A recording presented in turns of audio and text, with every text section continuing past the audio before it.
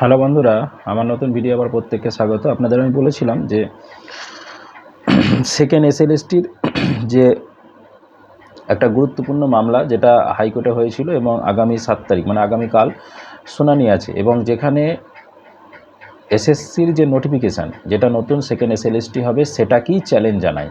এবং আপনারা জানেন সেই হিয়ারিংয়ের পরেই কিন্তু সেই গেজেট কিন্তু তুলে নেয় এসএসসি বোর্ড তাদের ওয়েবসাইট থেকে। এই গেজেটটাই হলো নিয়ম, যে নিয়ম অনুসারে নতুন সেকেন্ড এসএলএসটি নিয়োগ হচ্ছে। তো হাইকোর্টের যেটা প্রশ্ন ছিল বা মামলাকারীদের মূল বক্তব্য ছিল, সুপ্রিম কোর্টের নির্দেশ অনুসারে সেকেন্ড এসএলএসটি হচ্ছে, সেকেন্ড এসএলএসটির সেই সুপ্রিম কোর্টের নির্দেশ কিছুই মানা হচ্ছে না। মানে সেখানে নির্দেশে কি বলা ছিল, 2-3টে পয়েন্ট আপনাদের বলি। 1 নম্বর হচ্ছে যে পুরাতন যে নিয়মকানুন ছিল সেই অনুসারে নিয়োগ করতে হবে, 1 নম্বর। 2 নম্বর, সেই সময় যারা পরীক্ষায় বসেছিল তাদেরকেই সেই ভ্যাকেন্সিগুলোতে আবার বসতে দিতে হবে এবং কম্পিটিশান হবে, হয়ে নিয়োগ হবে। এছাড়াও আরও অনেক কিছু আছে, একাডেমিক বা অন্যান্য এইসব বিষয়গুলো আছে। কিন্তু বাস্তবে দেখা যাচ্ছে প্লাস টেন্টেড যারা দুর্নীতিগ্রস্ত ধরা পড়েছে তাদেরকে বসতে দেওয়া যাবে না। এই সবগুলোই ভায়োলেশন হয়েছে নতুন এই গেজেটে এবং নতুন নিয়োগের নোটিশে। তো সেই কারণে তারা কিন্তু মামলা করে এবং সেটা জজ বুঝতে পারে এবং জজ সেটা চরম সীমা দেয় যে আগামী 7 দিনের মধ্যে রাজ্য সরকারের বা এসএসসি বোর্ডের কী বক্তব্য সেটা জানাতে হবে, যেটা আগামীকাল শুনানি হবে। তো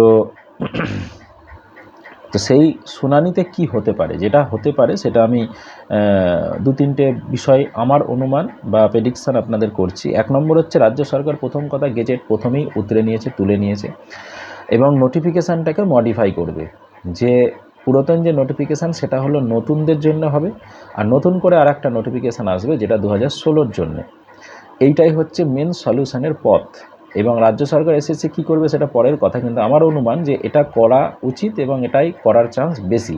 তার কারণ এটা করলে কিন্তু সকল সমস্যার সমাধান হবে। আর যদি এটাকে নিয়ে আবার বেগরমাই শুরু করে তাহলে এই পরীক্ষার হবে না। তার কারণ এটা অলরেডি জানেন, এটা সুপ্রিম কোর্টের নির্দেশে পরিষ্কার বলা আছে, উল্লেখ করা আছে। প্লাস ওখানে এক্সপিরিয়েন্সের একটা গল্প দিয়ে রেখেছে, যেটা 16 সালে যারা হচ্ছে তাদের ক্ষেত্রেও দেওয়া যাবে না। কারণ এখানে বলে দিয়েছে যে শুধুমাত্র এজের রিল্যাক্সেশন ছাড়া অন্য কিচ্ছু পাওয়া যাবে না।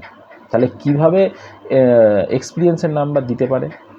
মানে এগুলো পুরোটাই গট আপ কেস চলছে এবং এগুলো পরীক্ষা না নেওয়ার, পরীক্ষা পিছোবার, পরীক্ষা নিয়ে ডামাডোল করার এগুলো মূল উদ্দেশ্য। তো আমি যেটা বলবো, রাজ্য সরকার বা এসএসসি যদি চান এটা সমস্যা মেটাতে, তাহলে এই যে নতুন নোটিফিকেশান যেটা হবে সেটা হচ্ছে 16দের জন্য করে দিক, এবং সেখানে শুধুমাত্র 16 যারা বসেছিল, পরীক্ষায় অংশগ্রহণ করেছিল, তাদের রোল নাম্বারের থ্রু দিয়ে তারা কিন্তু বসতে পারবে এবং সেই রোল নাম্বারের থ্রু দিয়ে বসে তবেই তারা কিন্তু সেই কম্পিটিশান তাদের মধ্যেই হবে। ভ্যাকেন্সিও বাড়াবার প্রয়োজন নেই, যে ভ্যাকেন্সি ছিল সেটাই থাক। নতুন ভ্যাকেন্সি যেটা দিচ্ছে সেই নতুন ভ্যাকেন্সিতে নতুন গেজেট নতুন সব কিছু করুক, তাতে কোনো সমস্যা নেই। কিন্তু রাজ্য সরকার সেটাকে পুরো ঘেঁটে ঘ করে রেখে দিয়েছে। তো যদি এটা রাজ্য সরকার না মানে তাহলে হাইকোর্ট কিন্তু এই গেজেটকে বা নোটিফিকেশানকে পুরোটাকে ক্যান্সেল করতে বাধ্য থাকবে বা করবে, এটুকু কনফার্ম থাকুন। 2 নম্বর যেটা বলবো যে পরীক্ষা কি তাহলে 2টি ধাপে হবে? হ্যাঁ, পরীক্ষা 2টো ধাপে হবে, 2টো দিনে নয়, কিন্তু ভালো করে বুঝবেন। 2টো দিন বলা মানে হচ্ছে 1 দিন 2 দিন, আর 2টো ধাপে হওয়া মানে হচ্ছে একটা হচ্ছে পুরাতন যারা 2016 সালের নোটিফিকেশান অনুসারে বা 16 সালের যারা নিয়োগ হয়েছে তাদের জন্যে 9, 10, 11, 12 আলাদা আলাদা ডেটের 2টো ডেট হবে। আবার নতুন যেটা নোটিফিকেশান দিয়েছে তার অনুসারে আবার 2টো হবে, মানে নতুনদের জন্য একটা, পুরাতনদের জন্য একটা। এটাই হওয়া উচিত এবং এটাই হওয়ার চান্স প্রবল, এবং আগামী সোমবারে হয়তো সেটাই অর্ডারও হতে পারে। আর একটা হচ্ছে যে ইডাব্লিউএসরা কি এবার সুযোগ পাবে? হ্যাঁ, ইডাব্লিউএসরা পুরাতন যে নোটিফিকেশান 2016-র যে রিক্রুটমেন্ট অনুসারে সেটাতে কিন্তু সুযোগ পাবে না। ইডাব্লিউএস সে সময় ছিল না, শুধুমাত্র ওবিসি ওবিসিবি যেভাবে ছিল সেইভাবে সুযোগ পাবে। আর ইডাব্লিউএসরা সুযোগ পাবে নতুন যে রিক্রুটমেন্ট প্রসেসটা হবে, নতুনরা যারা আবেদন করবে তার সেখানে যদি কেউ আবেদন করে সেখানে তারা সুযোগটা পেতে পারে। আশা করি বোঝাতে পেরেছি, এটাই হওয়ার চান্স। তবু সকলে চোখ রাখুন কোর্টের দিকে এবং আমিও রাখবো।